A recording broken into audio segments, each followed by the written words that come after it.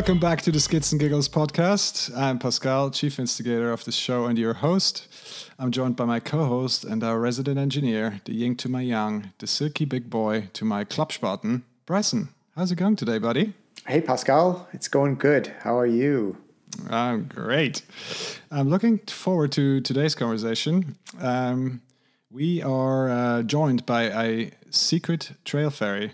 So what our listeners have to know is that we've been using some very, very high-level technology and artificial intelligence and machine learning to alter the sound profile of our guest today. We're joined by a secret trail fairy, and we say hello to the secret trail fairy. Welcome to the Skids and Giggles podcast. How's it going? Hey there. Going good. Good to be here with you. Nice. See, that's how our technology works. It actually sounds like a mid-30s dude. And in reality, it's a 75-year-old lady that has been secretly digging in the forest. Exactly. Thank you for doing this in English. It really means a lot to us. But before we jump into our conversation today, let's just briefly do our spiel with the social and where you guys can find more information about the Skids and Giggles podcast. We're currently most active on our Instagram, where you can skid right into our DMs and follow along at Skids and Giggles. And you can find all of the info and whatever else you're looking for on our website under skidsandgiggles.com. Also, if you guys like what we're doing and want to know what's up, just give us a follow on Spotify. Hit subscribe on Apple Podcasts or wherever else you listen to great podcasts. Finally, last one, sharing our episodes on your socials or a heartfelt 5-star rating on your favorite platform goes a long way in helping us reach more people like you. Right on. Let's get back to our secret trail fairy. Why don't we talk about how we actually came to invite you to this podcast? Can you tell us a little bit more about that? Yes. So last year I was listening to a German podcast with also an old trail fairy, I think 74-year-old girl also, talking about the regional situation, especially about illegal built trails. He's one of the illegal trail builders. Actually, she is. And I think this podcast was a great opportunity to all the mountain bikers who ride trails, illegal trails, and don't have an idea what it takes to make illegal trails or non-official trails. Maybe we should say it like that. And just to give a perspective why trails are built like that, how much work it is to make them, and how difficult it is to build them and maintain them. So that's why I came up to you guys and thought, well, let's try to make the same in Switzerland. Yeah, no, I thought it was a great idea, and I had to listen to the other lady on the German podcast, and it was really good to get the context of the local scene, and I think it would be good to do something similar here. And that's why I think it's great that you came on, and thank you for volunteering your time. Pleasure. I mean, before we get into the digging. Before we dig into the meat of the conversation, why don't we hear a little bit about your background in riding and what gets you stoked to go out there? The thing that gets me most stoked is being with people on bikes or shovels. And for me, it doesn't matter if it's like going into a bike park, dirt jumps, pump track, enduro riding, cross country riding, even sometimes road bike. I pretty much enjoy being with other people, sharing my time, talking to them, having good times, pushing each other. I really have like hard times to do the sport by myself, but pretty good times to do it with other mates. It doesn't matter if it's mates I know for a long time or I meet new guys. So people are the biggest thing that push me into mountain biking, and yeah, for a long time, and hopefully a long time coming too. Okay, nice. And so mountain biking, you said is like your main disciplines, but I think you're also doing some dirt jumping, right? Yeah, totally. Actually, I didn't do dirt jumping for like that much time as a lot of people think. it started in my mid-20s. It stopped again because it got too dangerous and I got too old. And at the beginning of my 30s, I started again due to a local dirt spot, and I'm loving it. It's like you dig a lot, you hang out. It's something else than lighting enduro. Like you pedal up and talk to each other, but you also having some issues with your breath while you're pedaling up. And on dirt jump, you're just staying on one point, talking a lot, pushing yourself. I love it. I love the people in my spot, and yeah, that's the thing I really enjoy. Okay, but yeah, so I mean, I guess between enduro riding and dirt jumps, there is a kind of a common cultural underpinning of both kind of disciplines, and that's kind of this notion of no dig, no ride, and people building their own stuff. And I guess that's why we're sitting down tonight to talk about, kind of what gets you out there rather than just your bike, but also bringing your shovel and the hacksaw and whatnot to actually build your own stuff. So maybe to start with, why don't you tell us a little bit about how you got into building and building your own trails? Well, it started about, I would say, 2008. The place where I lived back then, we had some really younger boys building some trails, and those were the first mountain bike trails I rode. I mean, all the time I remember since I was a kid, I was riding my bike in the forest, but I never digged a trail. It was just like fire road and finding some like canyons and stuff, like to driving through, and nothing really special. And I think 2008, I saw the first dirt jumps were being built and the first like berms being built in the forest. And I hang out with that guys. And if you want to hang out with the guys, ride with them, you need to pick up a shovel at one point and start digging. So you evolve with the time. There are times where you dig less. There are times where you dig more. But getting older, digging starts to get even more and more interesting and important part in my life. So people think that you just dig to make a trail happen, but like digging is, you have ideas about your trail in the forest. You try to realize it. It's kind of a gym. It's kind of a sport, digging. And coming out of the forest, having just built like 5 meters, one berm, one jump, or even a piece of it, or maybe 100 meters of trail, you come out of the forest and you feel so good about it. And digging is a passion, and riding a trail afterwards is like, it's like just the cherry on top of the cream. And still love digging as back then when I started.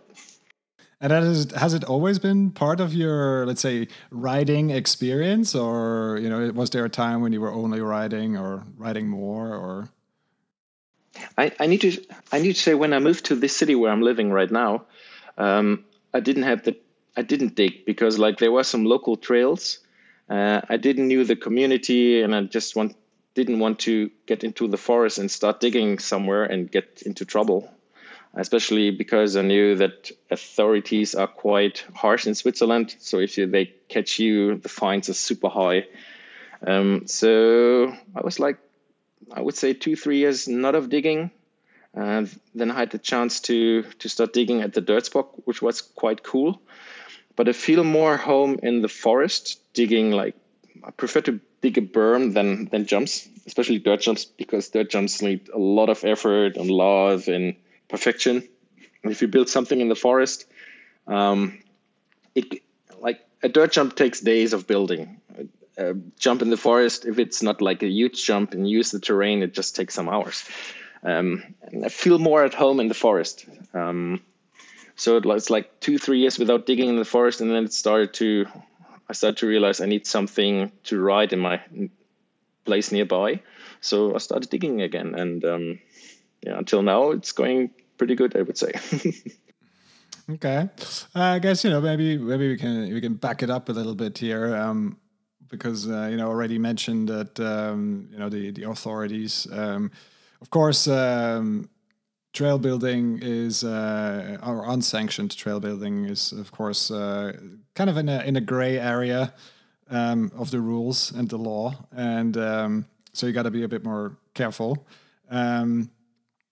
But yeah, so what all I want to say is, like, at this stage, we are aware that not everyone may or may not agree with what we were saying and discussing today, but we thought it was interesting to have this perspective. We've obviously had a couple of guests that are in official capacities working in trail building and working for official trail building companies, and and today is obviously a slightly different perspective. So with this disclaimer out of the way, I just wanted to kind of talk a bit about kind of what drives you to dig your own stuff, right? Because of course there's been, certainly where we are, there's been quite a bit of, let's say, in air quotes, official building. So there's been, quite a bit of money and resources put into building official infrastructure, sanctioned trails. So here in Zurich, that's, the Entrennen Trail that's been around for quite some time. There's the new Höckler Trail that's, now been around for 6 months or whatever. So yeah, maybe to contrast that, kind of, why are you getting out into the forest to build your own stuff? Is that the official stuff not enough, or what is driving you? Well, first of all, I need to say that my region here in Switzerland, there's not a single official trail. Nothing permitted, nothing officially being built. There's just some trails that have been there forever. And I need to say these are trails which are kind of fun for a while, but didn't push my bike riding skills. And I didn't like the style that much, which doesn't mean the trail is not good. It's just not suiting my kind of riding. And I thought, if I want to have something that suits my kind of riding, also the stuff I learned, like how to build a berm, maybe it's different than another guy build a berm or jumps. So that was one of the reasons I wanted to build something, to have something to ride. And on the other side, it's like a painter painting on a clean canvas. You have the possibility to pick an idea, to see the terrain and make something cool out of it. And these are the two reasons I wanted to start building a trail. In my recent years as a trail builder that's working a lot unofficially, we also try to work and talk to authorities and asking for a legal trail. And it's kind of always the same thing. You come to them asking for a trail, saying, hey, there are so much riders, they need something to ride. And the authorities are always, oh yeah, we understand your problem, and we need to do something. And then it takes ages to happen. And then it's costs are too high, insurance is a problem. Then they need to find a piece of forest that is owned by the city or something. And seeing some bike project taking years, especially if I take Stuttgart in Germany, the Woodpecker Trail, the official downhill trail, it takes 10 years from the idea or asking for a legal trail to build a trail. It took 10 years. And I'm like, yeah, I need something right now, not for my next generation, for my kids or something. So that's the reason I went out and started digging something, even being aware that I'm in the garden of someone else. If it's maybe it could be it's part of forest that's from the government or something private, but you're inside of the garden of someone and digging, and but that's the way to go. And I think a big piece of mountain bike culture is someone just going inside of the woods, building something to ride and ride it. Yeah, that's the reason why I started digging here. I need to say.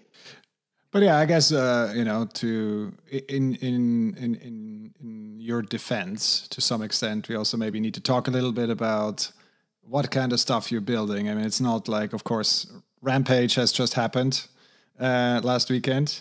Fantastic again. But this is not what you're building. Very exciting. This is not what you're building, right? So not exactly, no. So why don't you talk a little bit about what kind of stuff you're building and Yeah, of course it really depends on the terrain. So the character of the trail is super depending on it.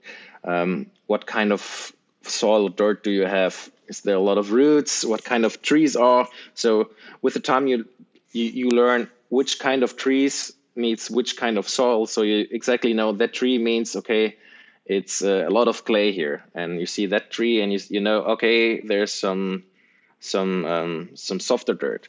Then you look for stones and rocks and stuff. You look for inclination. And this makes the character of the trail. And there are like two ways I try to take.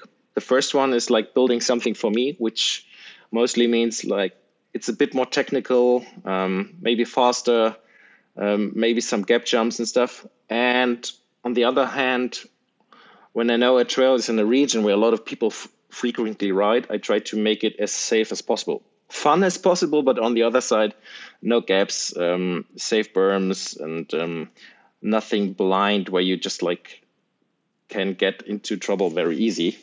So I'm not like making super easy trails, but good enough that you can roll down without dying.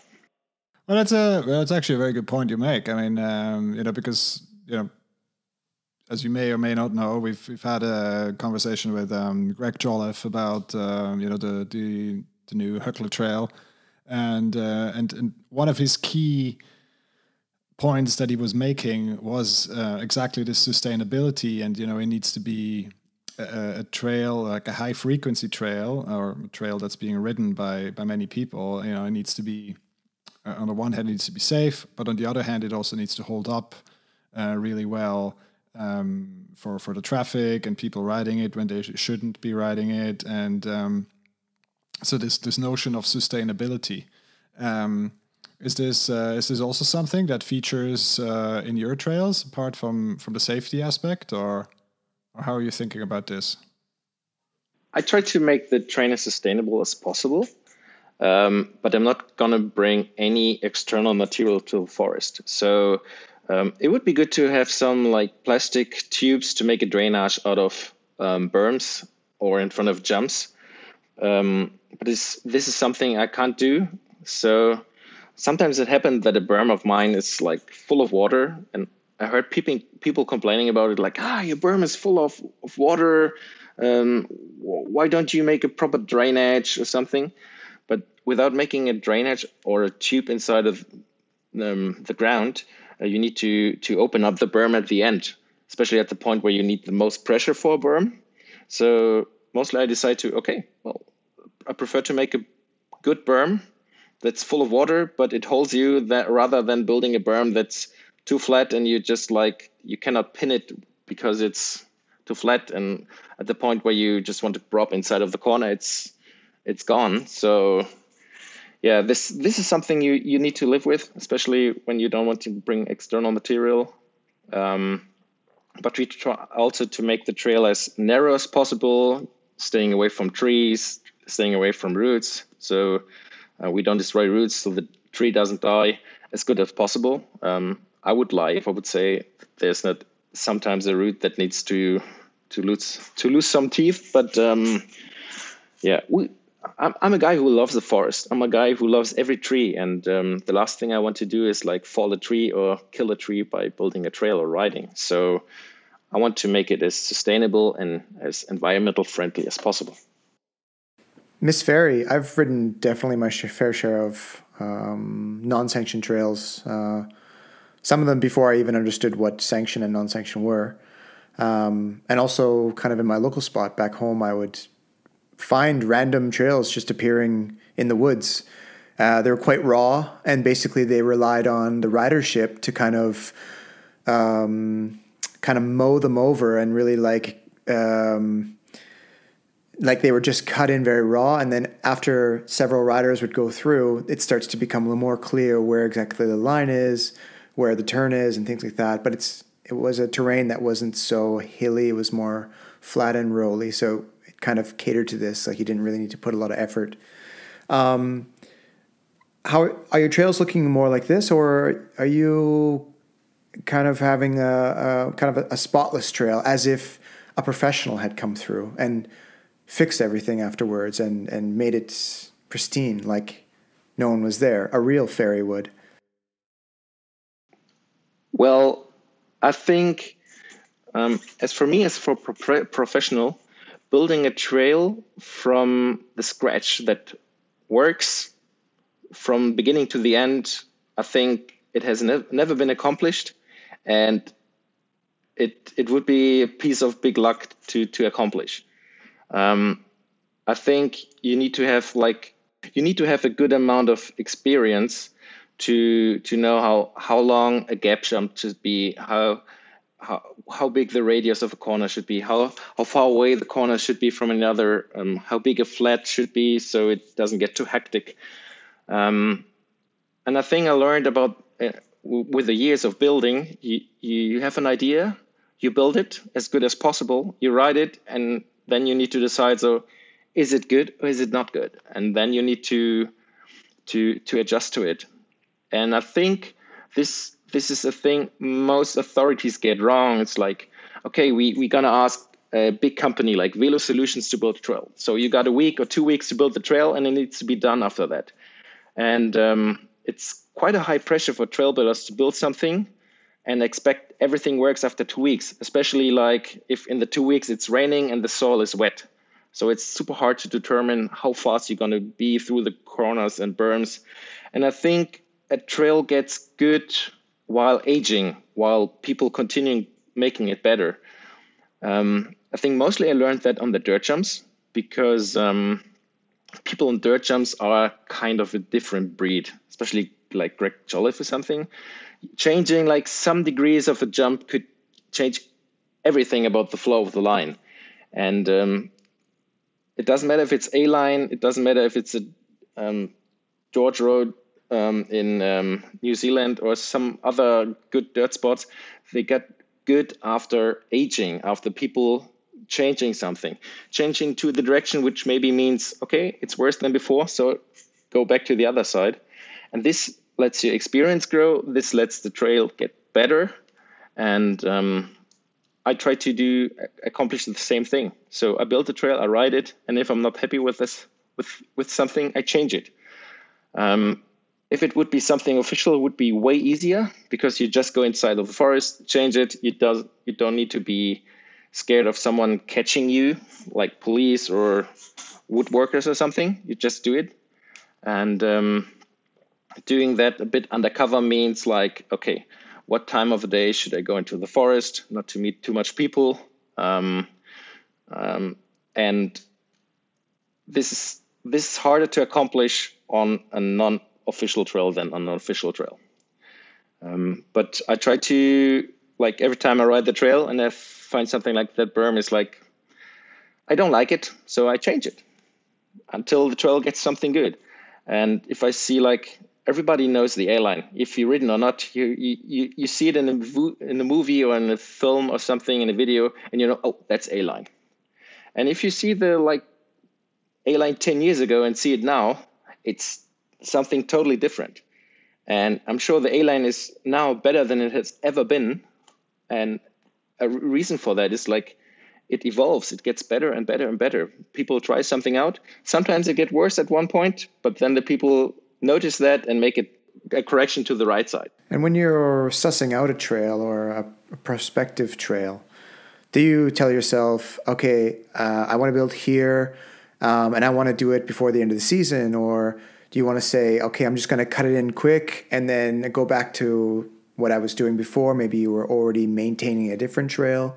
First of all, when we start scouting something, or I start scouting, especially when it's something that's non-official, a big point is like trying to make a trail on an area where not a lot of people are, where it's not crossing a lot of fire roads, where it's not like hunting seeds close nearby, which is quite hard if you live in a region where a lot of people live, especially like Uetliberg or something. It's like every 5 meters there's a fire road. So trying to build something unofficial that's not going to be found immediately is quite hard. So this is a big point about scouting, where to build a trail. And I never had a deadline to build a trail. I start to build a trail. If it starts raining and it's raining too much, I'll leave the place. If like, depending on what kind of season, there are too much like mosquitoes trying to kill me, I leave the place. So the trail's ready when the trail's ready. That's actually it. So I try not to hurry. Sometimes you like meet with some friends and you just like carve in some lines into fresh soil without any tools, just with the bikes. But if I build something, I try to build it as good as possible. Yeah. Does that include maintenance, of course? And how many trails are you currently maintaining or actively building? Maintaining is like the same thing as explained with like making the trail better. You need to go into the forest and try not to be caught. Even like if you're not the guy who built the trail, if you're maintaining, the police catches you, you are the guy who built it. I try to maintain as much as possible, cut back like branches and stuff, take away trees to see where like potholes are and stuff. I had about, in my region, 7 trails. 2 of those trails still exist. The rest was killed by the authorities in the last year. So there was quite a big, big thing going on by the local authorities, destroying a lot of trails, closing them, putting signs on the start of the trail saying, if you ride here, you will get a pretty big fine. And at the beginning of the season, it just literally put me nearly into a depression. Because like if trail building and riding trails is the thing that you love to do and it's not possible anymore nearby, then like it cuts a hole inside of your daily business into your life.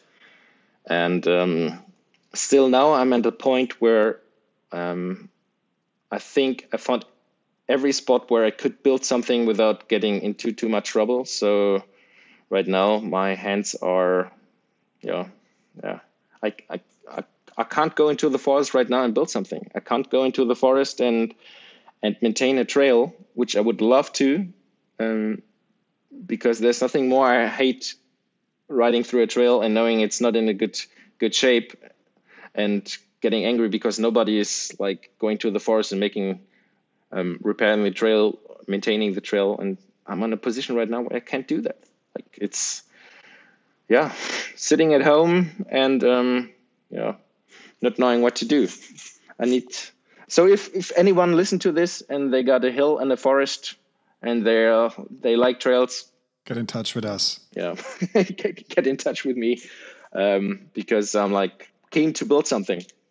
But I mean, that's actually a very good point you make. Is this kind of the question of even if you have, let's not call it sanctioned trails, let's call it accepted trails. So because here so where we live, or where I live, Bryson doesn't live in here anymore, but where I live, there's kind of this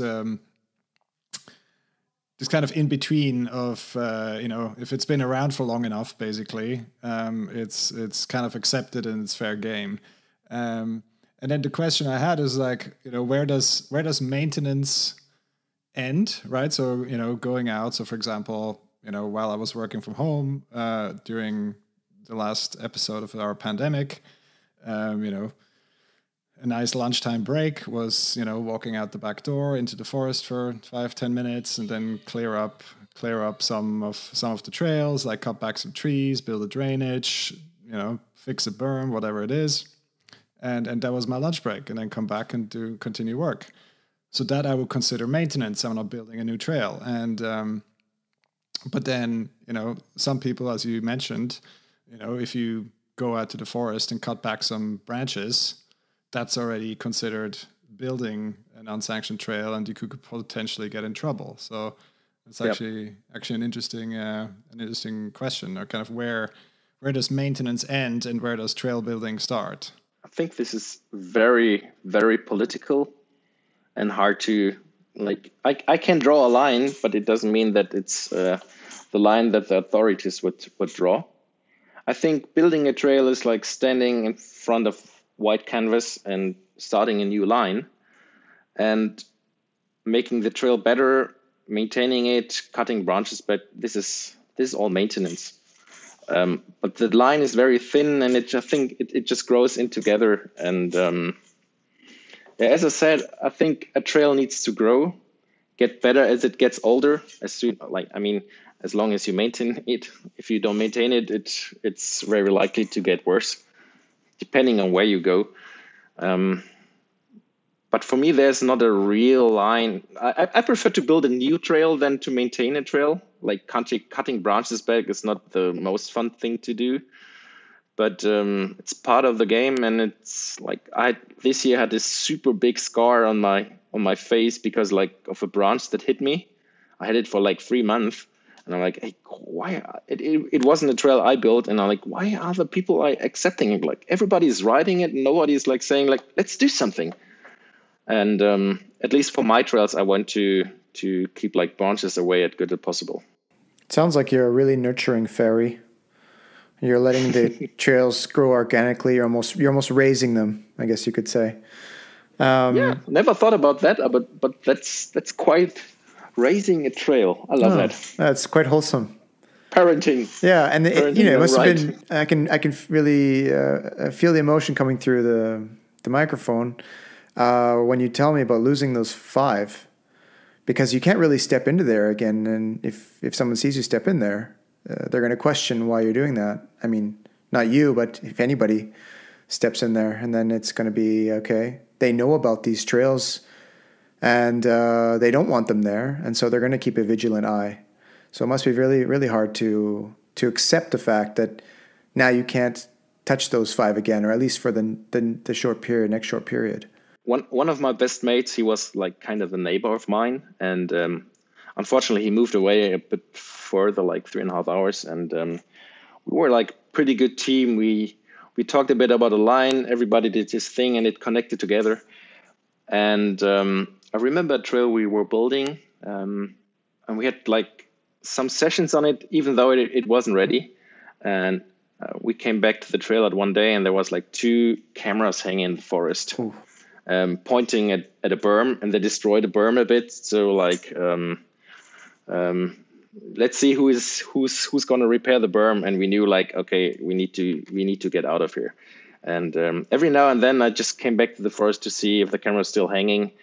And meanwhile, the whole trail was like, it's not like destroying a bit. They destroyed the whole trail, and they cut off every single tree, like I would say a diameter of like 10 to 15 centimeters into the trail.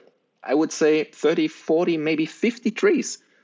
And I'm like, okay, I understand that it's like you don't want to have mountain bikes in the forest because you think it's something bad for the forest. But man, you did cut so many young trees down.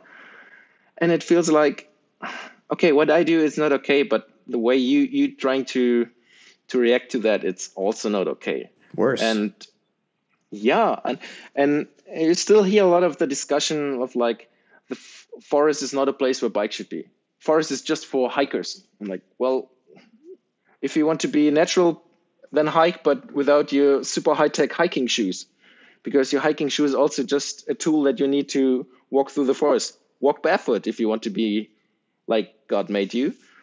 And I never had some issues with hikers because like I slow down when I see hikers. I always am friendly and never had a hiker screaming at me because like if you're good to someone, the other people will be good to you.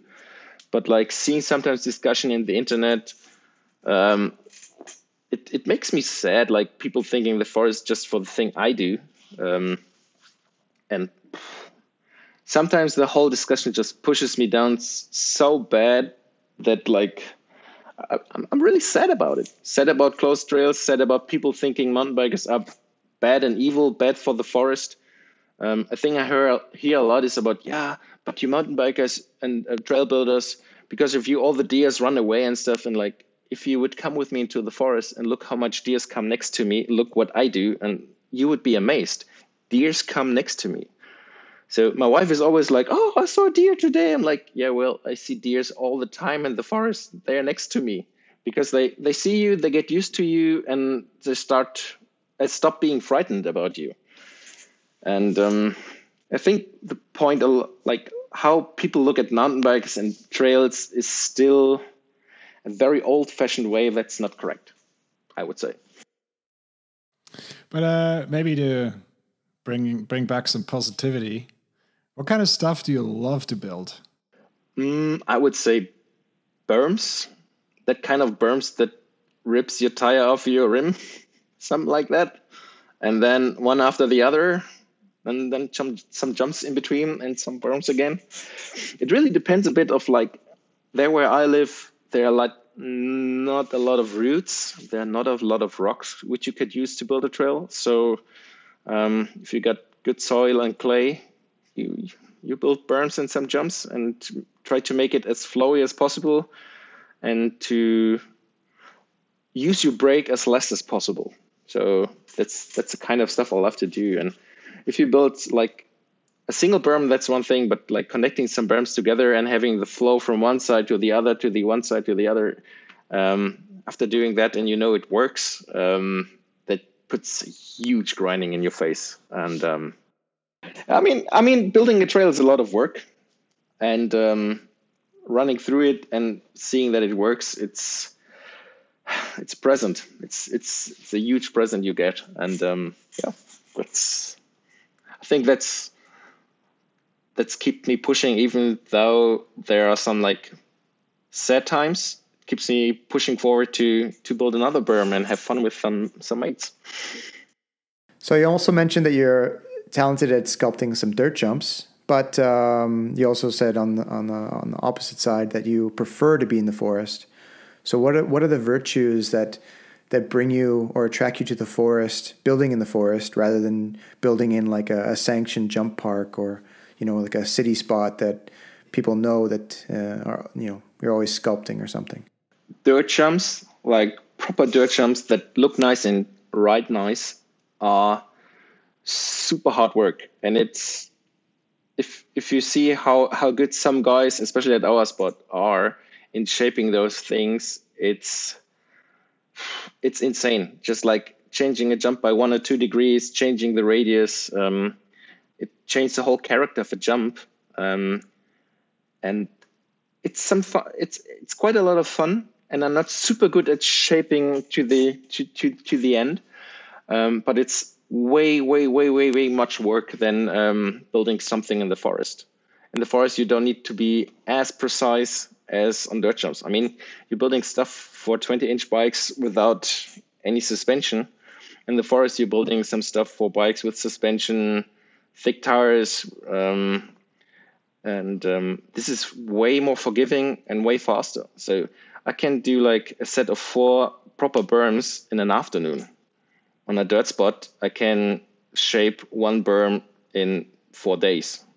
So the reward of building something in the forest is way higher because it's much easier and much quicker.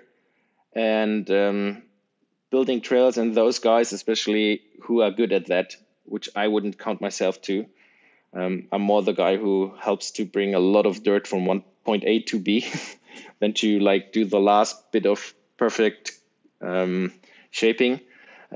This is the highest class of digging that you can think of, and it's fun, but it's a lot of work, and sometimes frustrating, because if the dirt is not in the right moisture, it just falls off again, and you try to repair it and it falls off again, and it doesn't look good, and it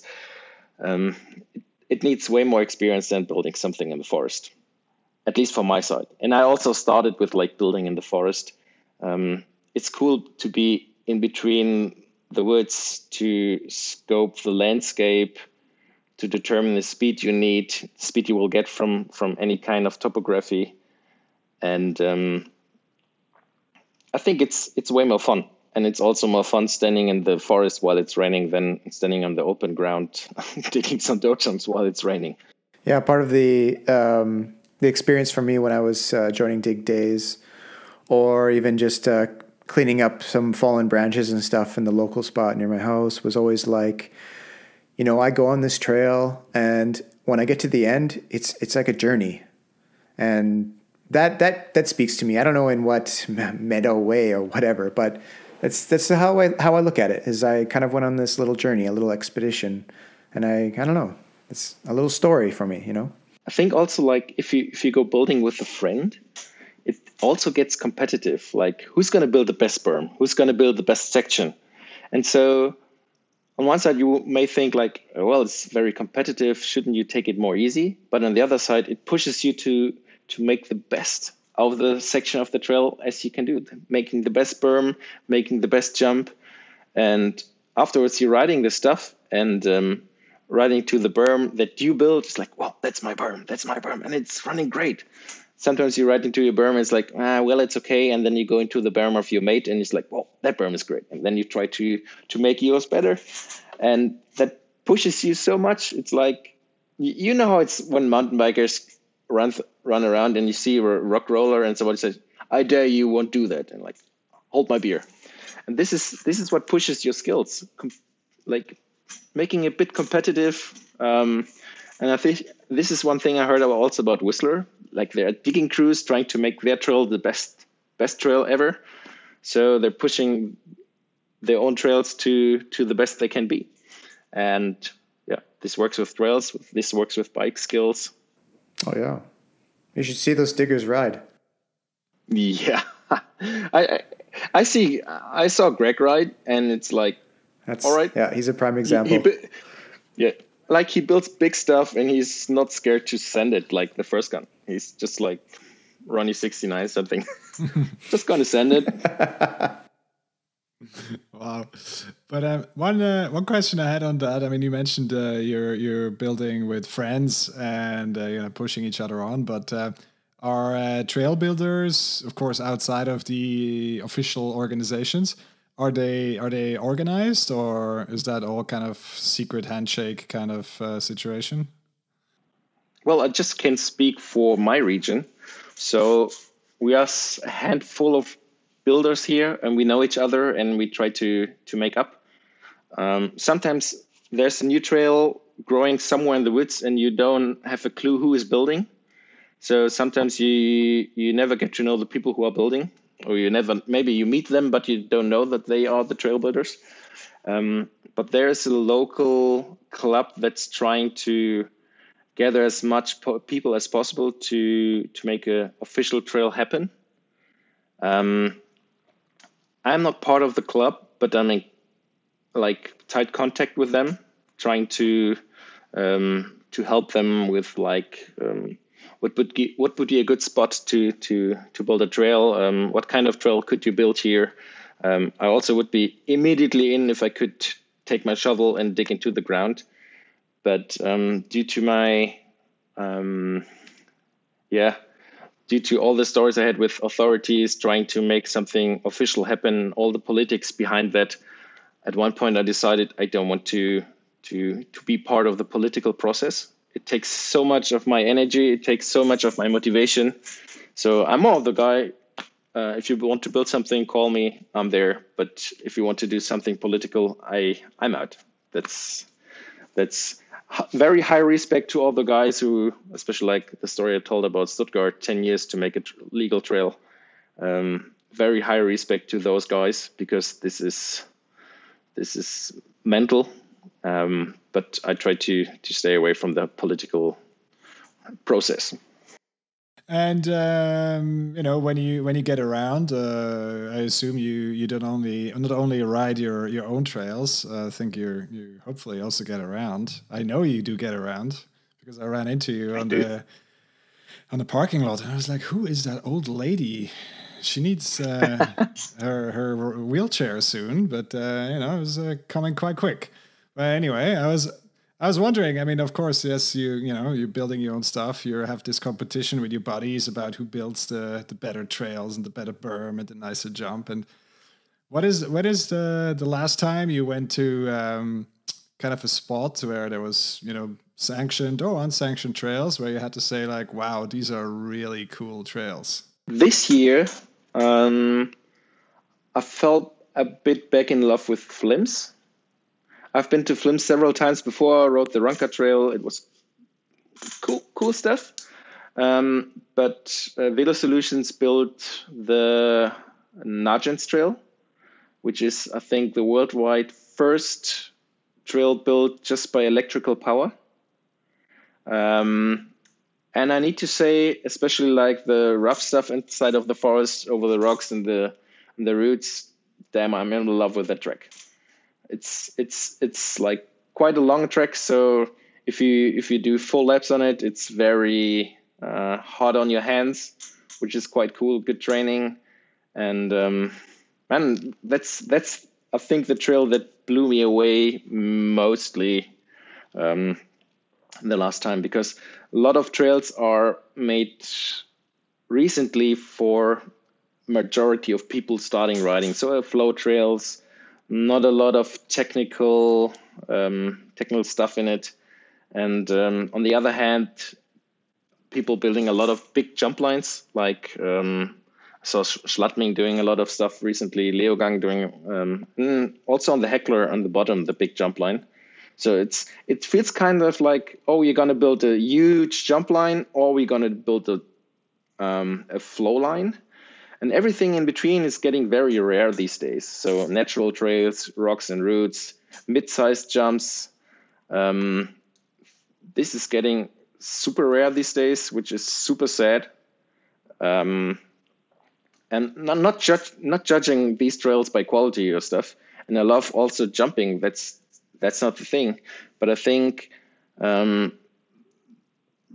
building technical stuff, roots and rocks and stuff that really uses your suspension and pushes your O-ring up until the crown, this is stuff that's really missing these days. And I hope more stuff like Nargents, or even a bit rougher, maybe some technical old school downhill stuff, is coming back in the future.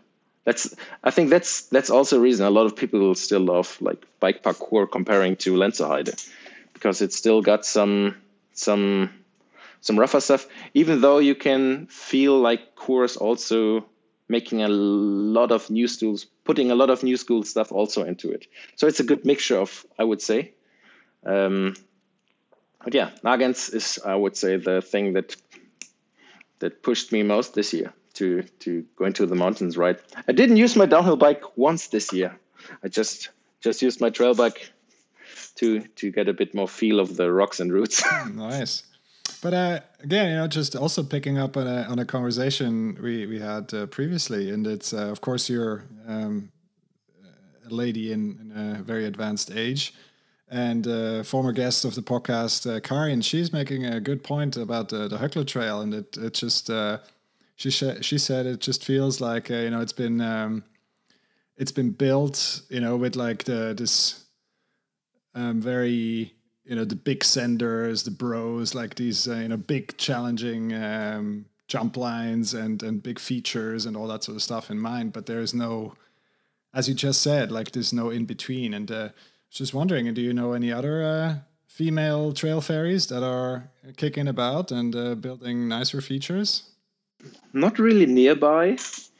I think nearby actually right now it's not a lot of stuff happening.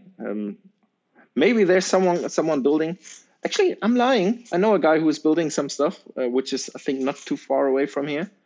I think it's even half official. He's a BMX guy. He's quite good, and I saw him digging a lot and seen some recent pictures with the excavator.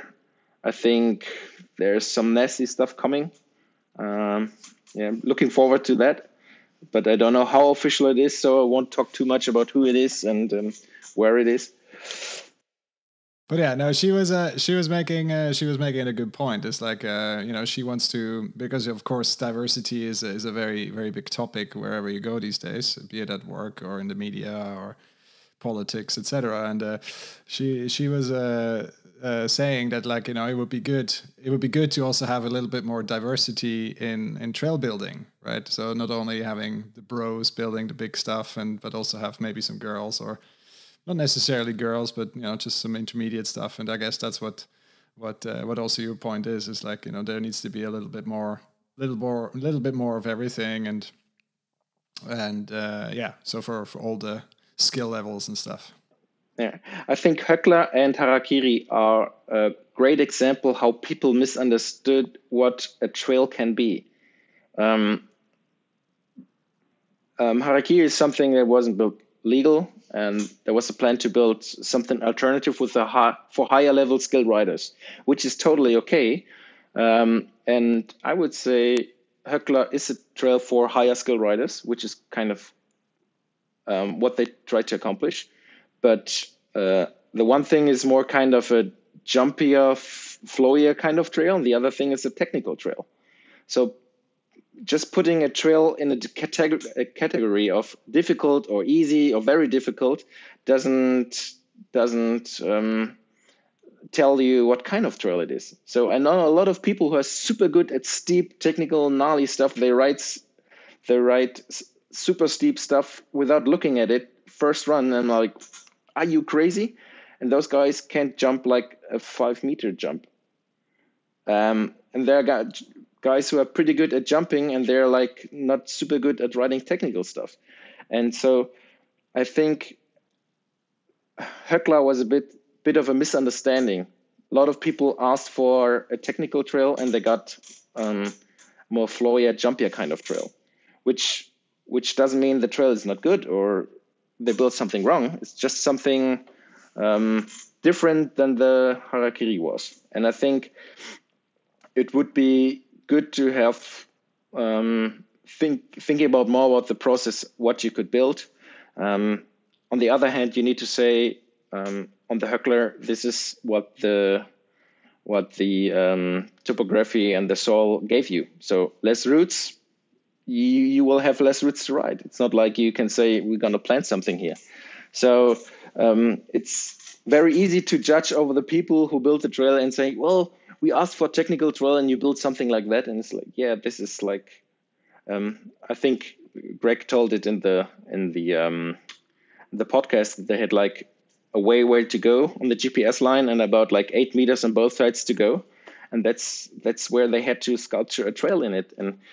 And if the terrain is not steep and if the terrain has no rocks and stuff and no roots, so you need to build something that fits to the terrain. So it's very easy to judge, especially for people who don't build, because they don't understand how the trail character evolves.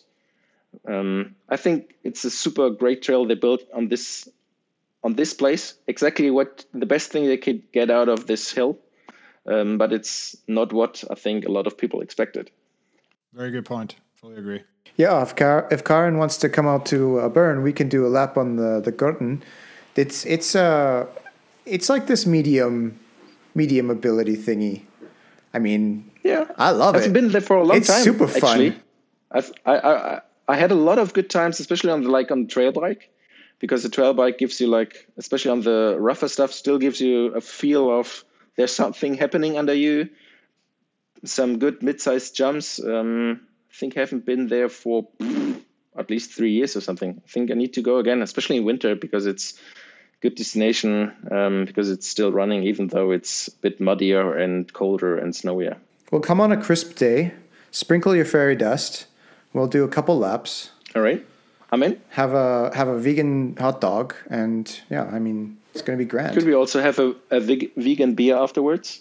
Yep. Okay, I'm in. All right, Bryson, you got anything more? We've sprinkled fairy dust on every topic. There's all the fairy dust. I mean, it's just scraping on the surface and trying to make people understand what it takes to build a trail. Because I get very often into conversation about, yeah, I'm not a fan of non-official trails, and like, so what kind of trails do you ride? You do ride my trails. You know that's non-official. I didn't know that. So people think like just because there's a trail, it means it's official, and it is not. And the people who build this stuff are putting themselves into danger not like life-threatening, but like paying a fine that's several thousands of francs can put you in kind of danger. it's also kind of stressing going to the forest, starting digging a new trail and hoping there's no one around you who's going to catch you up.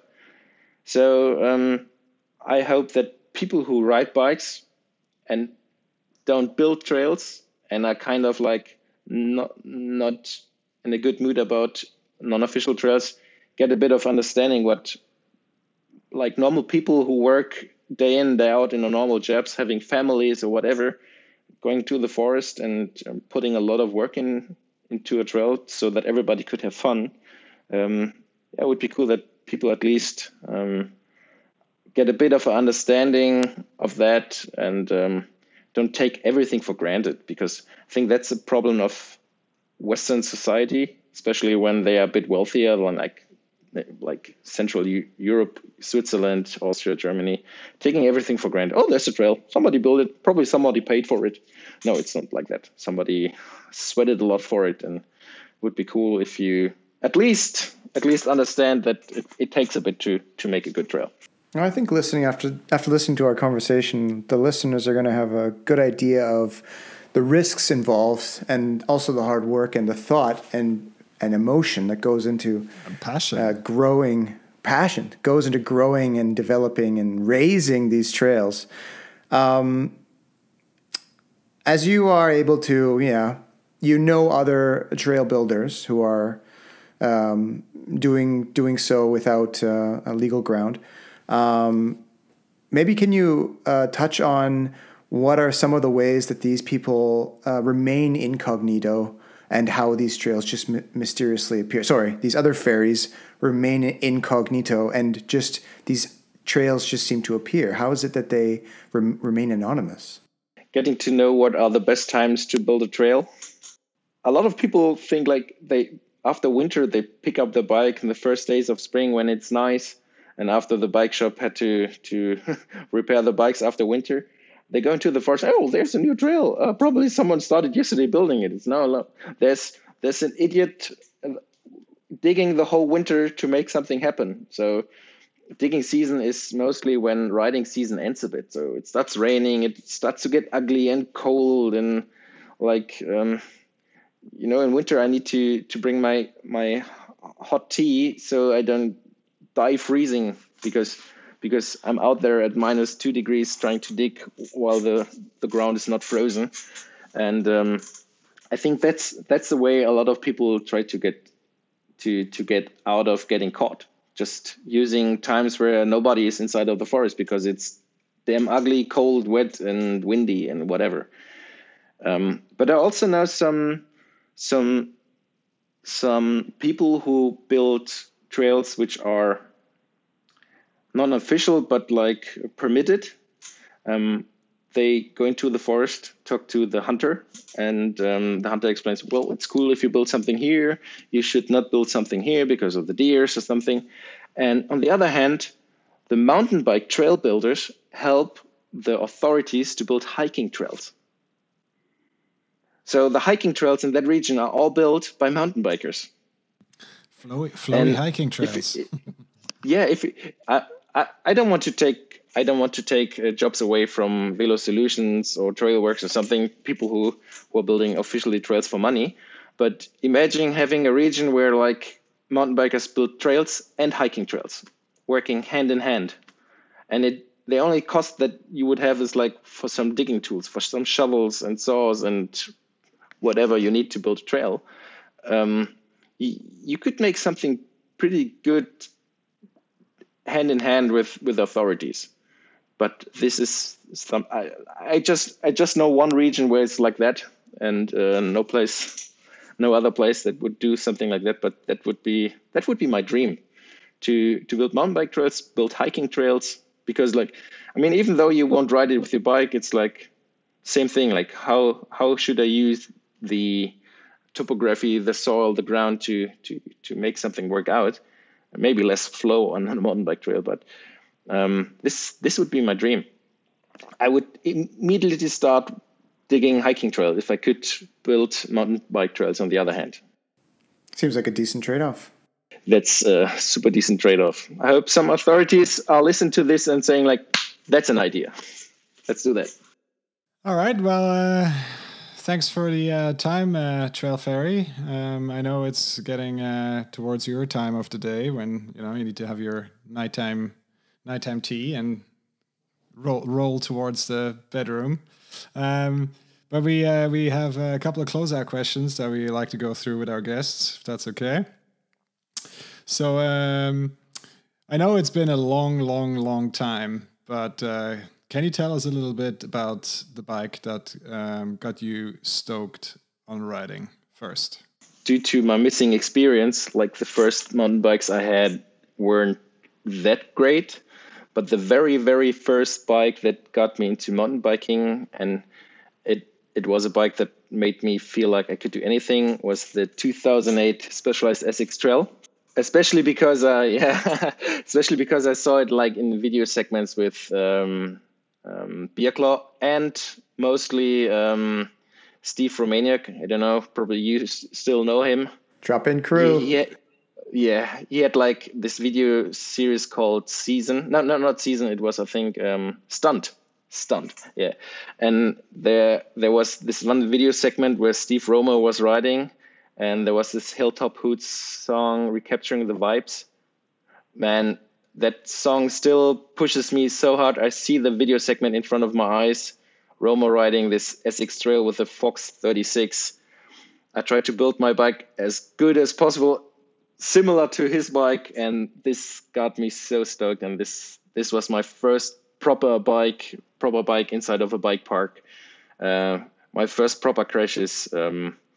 This is where it all started. Oh, the SX Trail's a prime bike. It also got me stoked. I never had one, but I even bought an SX. I had the SX Trail and an SX. So riding like jump trails and stuff with the SX. Damn, that was good times. Nice. Very nice. Well, next one is the famous Harry Schedini, and we wonder if you were a bike magician extraordinaire like Harry Schedini, and you can make riding a bike more awesome for anyone by the stroke of a magic dropper post, what would you do? Well, first of all, I feel more like Harriet Schedini. Oh yeah, right. Sorry.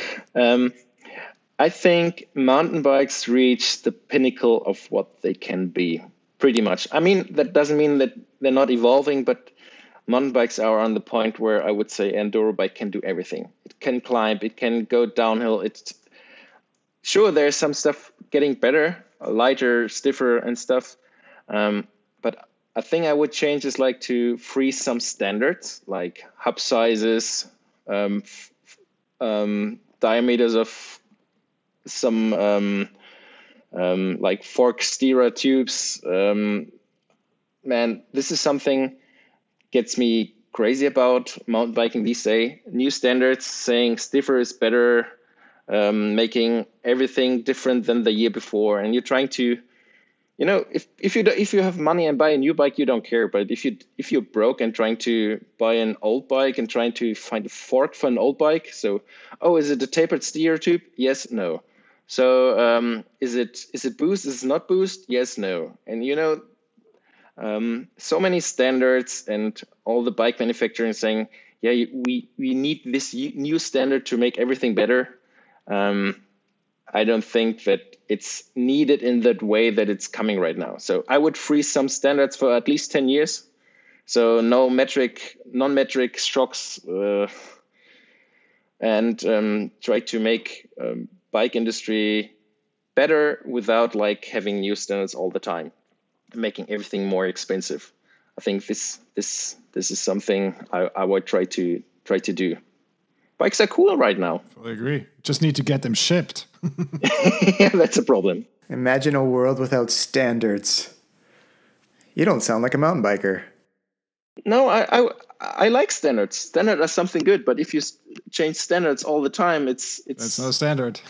Yeah, it's like I remember you had shock sizes. You had 165, 190, 200, 216, 222, 241, 267.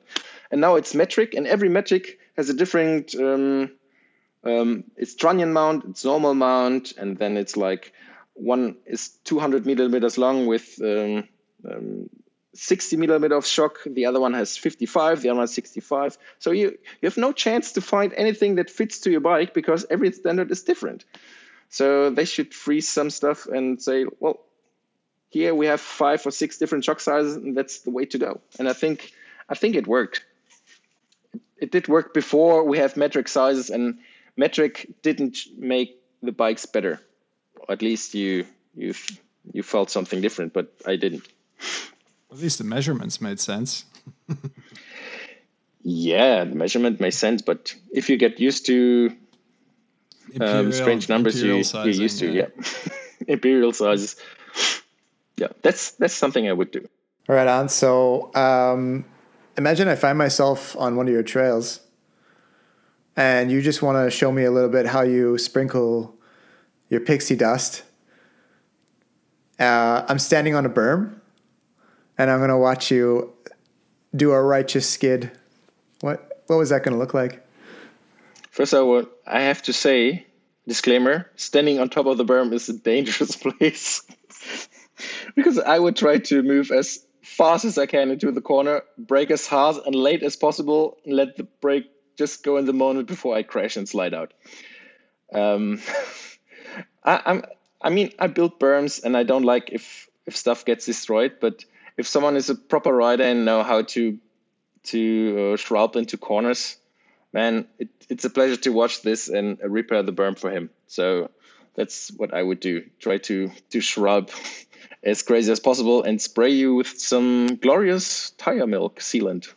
Nice. I can see it and feel it. I'm a heavy lady, so it's not that hard to shroud. Nice. All right. Well, thank you, very heavy trail fairy lady. This was really, really cool. And, thank you very much for sitting down with us tonight. It was a huge pleasure. And, I guess we can't really share your contact details. So we say, if you guys want to have the contact details of the Magic Trail Fairy, just hit us up in our Instagrams, on our contact form, on our homepage or whatever. Just let us know what you want to know and how you want to get in touch, and we'll arrange for that. Thanks again, and hopefully I'll see you out on the trails again soon. Hopefully we could have a old lady ride Gurten or somewhere else. Exactly. Cheers, guys. Ciao. Peace.